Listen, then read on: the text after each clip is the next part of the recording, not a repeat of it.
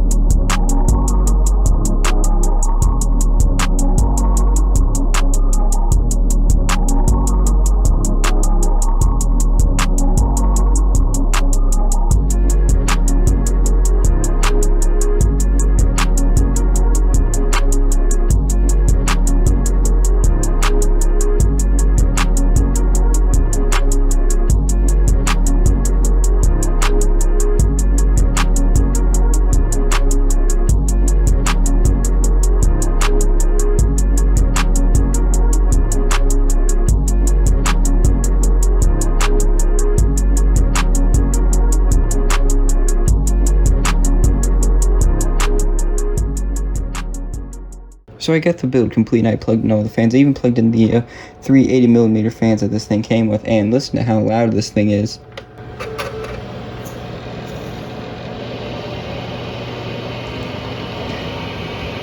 That's that noise is the 380mm fans at the bottom. Like, oh my god. So yeah, I'm definitely gonna have to unplug them and definitely replace them. Let me just do that, and then I'll show you the final product.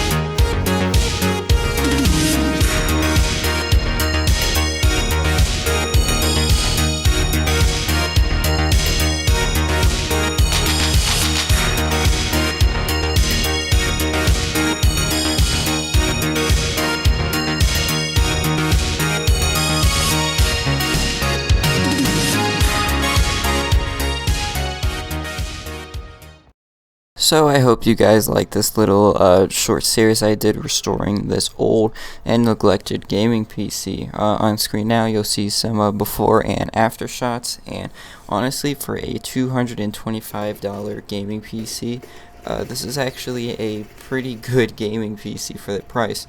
like at 1080p in almost any game, it can get at least 60 FPS or more.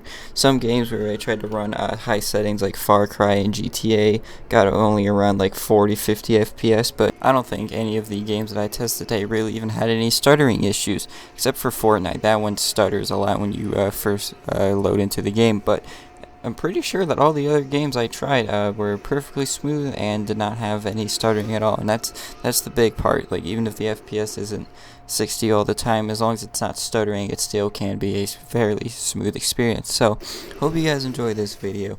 We have converted this old, disgusting, and neglected gaming PC into something that someone would actually want to use in 2020. It does take up a lot of space though. It is much taller than a standard ATX tower, but hope you guys enjoy this video, and I'll see you guys next time.